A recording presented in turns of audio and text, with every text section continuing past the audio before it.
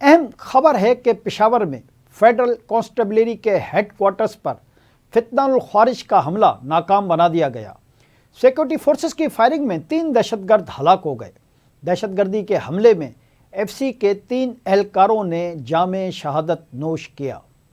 سی سی پی او Peshawar doctor میاں سعید نے حملے کی تصدیق کرتے ہوئے کہا کہ 3 خودکش حملہ آوروں نے صبح 8:10 پر فیڈرل کانسٹیبلری پر حملہ کیا۔ ایک خودکش حملہ آور نے خود کو مرکزی گیٹ پر اڑایا۔ ڈاکٹر میاں محمد سعید نے کہا کہ 2 خودکش حملہ آور فیڈرل کانسٹیبلری ہیڈ کوارٹر کے اندر داخل ہونے کی کوشش کر رہے تھے۔ فیڈرل کانسٹیبلری کے اہلکاروں نے دونوں حملہ آوروں پر فائرنگ کی۔ تینوں خودکش حملہ آور مارے گئے۔ سی سی پی او پشاور نے مزید کہا کہ فیڈرل کانسٹیبلری ہیڈ کوارٹر میں کلیئرنس آپریشن مکمل کر لیا گیا ہے۔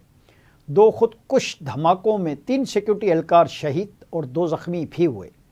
علاوہ ازیں deputy commandant federal constabulary Javed Iqbal کا کہنا ہے کہ خودکش حملے میں فیڈرل کانسٹیبلری کے 3 اہلکار شہید ہوئے۔ فیڈرل کانسٹیبلری کے جوانوں نے بہادری سے دہشت گردوں کا مقابلہ کیا۔ انہوں نے کہا کہ قانون نافذ کرنے والے اداروں کے اہلکاروں نے علاقے کو گھیرے میں لیا۔ حملے کے بعد ریسکیو ٹیمیں اور پولیس کی بھاری نفری موقع پر پہنچی۔